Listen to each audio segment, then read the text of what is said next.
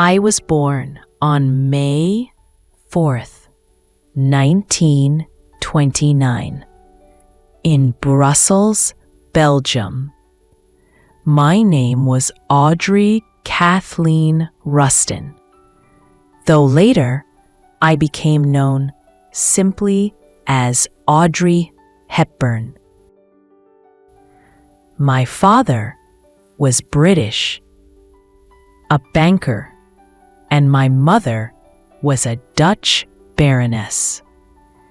Their worlds were so different, yet those differences shaped my early childhood. When I was 6, my father walked out of our lives. His absence left a wound in me, one that never truly healed, but it also made me strong, far earlier than most children. From a very young age, I fell in love with ballet. I would spend hours in front of the mirror, imagining myself one day dancing on the grandest stages. But the war changed everything. When World War II began, my mother and I moved to the Netherlands, believing we would be safe there. Life under Nazi occupation was cruel. Hunger became part of our daily lives, and sometimes we survived only on tulip bulbs and water. Still, I wanted to help. I carried secret notes for the resistance in my shoes and danced in underground performances to raise money for those fighting back. The years of war left me weak and malnourished. My body never grew into that of a strong ballerina, and slowly I realized ballet might not be my destiny. After the war, I studied ballet in Amsterdam with Sonia Gaskell. She believed in me and gave me hope that I could still follow my dream.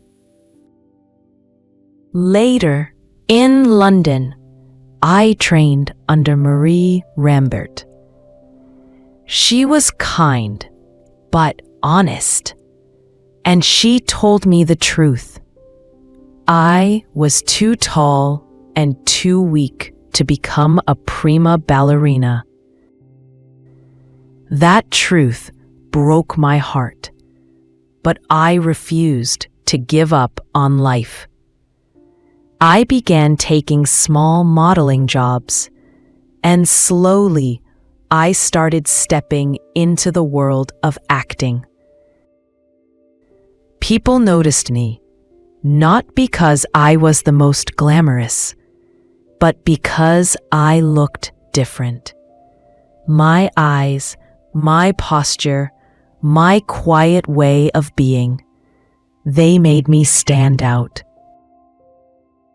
The memories of the war never left me. They humbled me and taught me compassion. And those lessons would guide me for the rest of my life. In my early 20s, I began appearing in small European films. They were simple roles, but each one felt like a step toward something bigger. Then, by sheer chance, while filming in Monte Carlo, the writer Colette saw me. She pointed and said, "This is my Gigi." In that moment, my life changed forever. Being chosen by Colette for Gigi was nothing short of a miracle. I had no great experience, yet suddenly I was the star of a Broadway play. On stage, I felt alive. Every night, the audience responded to me with warmth, and for the first time, I believed perhaps I truly belonged to the theater. My performance in Gigi caught the attention of Hollywood. Soon, I was offered the role of Princess Anne in Roman Holiday. I could hardly believe it. Acting alongside Gregory Peck was intimidating, yet thrilling. He was generous and kind, and he helped me feel at ease in front of the camera. Roman Holiday was released in 1953, and to my astonishment, I won the Academy Award for Best Actress. Overnight, I became a household name. Success brought opportunities I never imagined. Soon after, I was offered Sabrina, where I worked with Humphrey Bogart and William Holden. During Sabrina, Hubert de Givenchy designed my costumes. That meeting began one of the most important friendships of my life. Hubert understood me in a way few people ever did. His clothes weren't just fashion. They gave me confidence, elegance, and a sense of identity. Then came Funny Face, a film that allowed me to sing, dance, and wear the most beautiful creations Givenchy designed. It was pure joy. Yet, not every part of Hollywood was glamorous.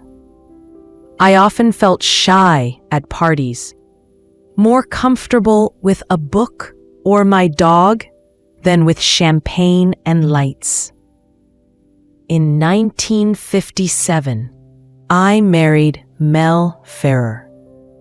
He was an actor and director, and together we dreamed of building both a family and an artistic partnership.